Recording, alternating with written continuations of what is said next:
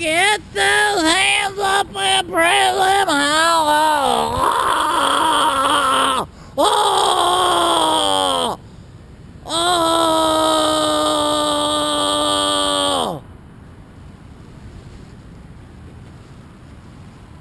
Well, just waiting around here for some nut wagon to come by and pick me up, or the police to come by and arrest me for being crazy. But before you call me crazy, 24 hours of the last 24 hours on the bus has to be seen, experienced to be believed. All right, get those hands up and pray my life.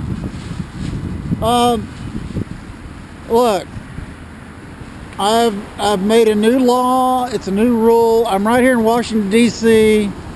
All the House of Representatives are over here. All of them are up here on Capitol Hill.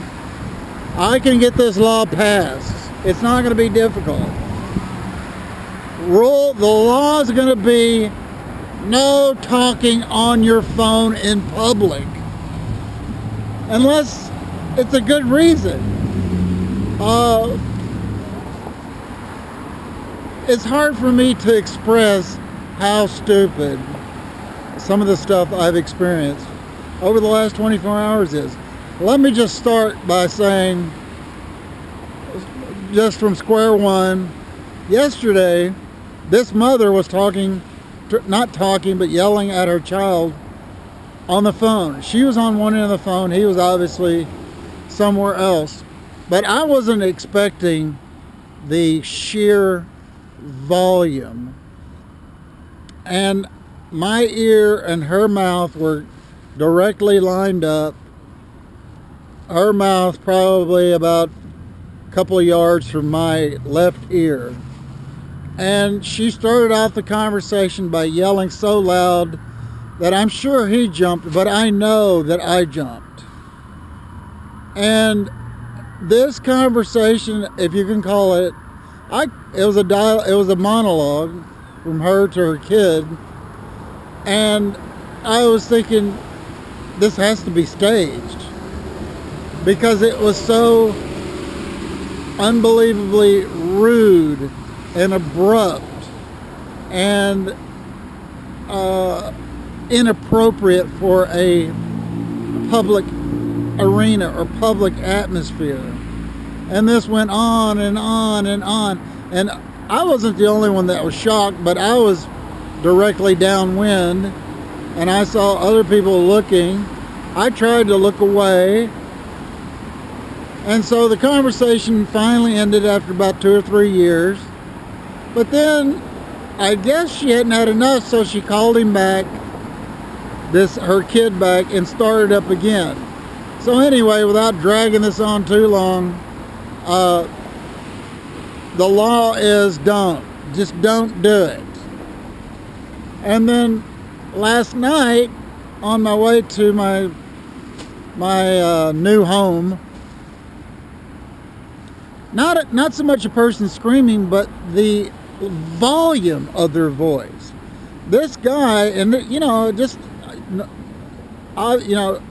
of course, it's a skinny guy, a thin guy, a smaller guy.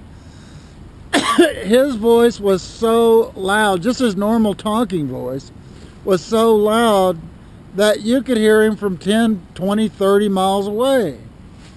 And I was just completely in awe of the absolute incredible volume.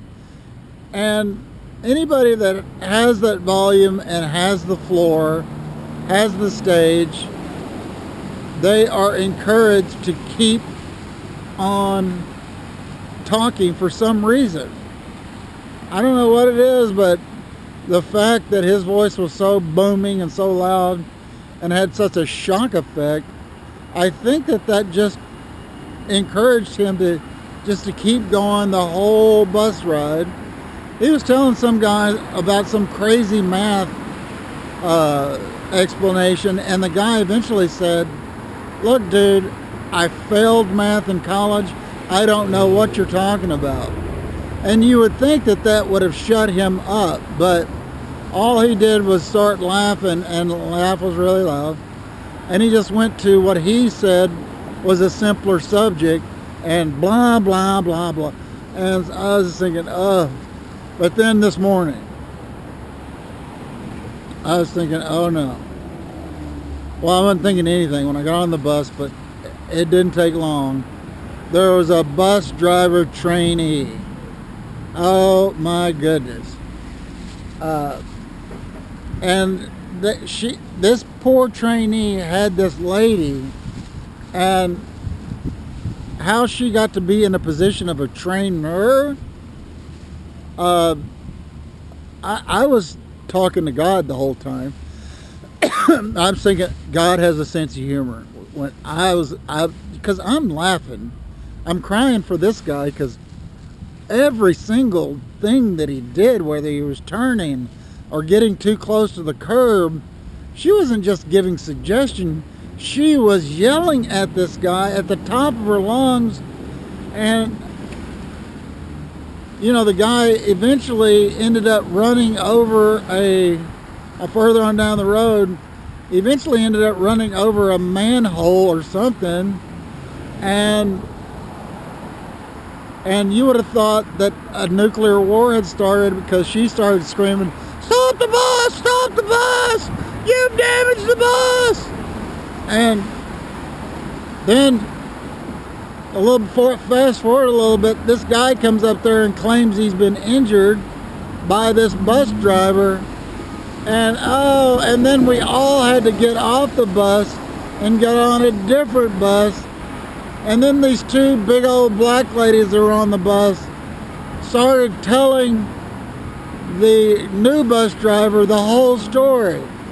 And by this time I had made my way to the back of the bus, but it didn't matter. I could still hear these ladies yelling at the bus driver, but not yelling at him, but just in a very, very loud voice explaining what had happened on the previous bus. And by this time I was just cracking up laughing. But that's not all. That's not all. These three looked like college-age girls got on the bus. And so on the one side of them was these two ladies explaining what happened on the previous bus to this bus driver at 40 billion decibels. And then this guy gets on, and of course he's smoking a cigarette, which you can't do on the bus, but he felt like he needed to.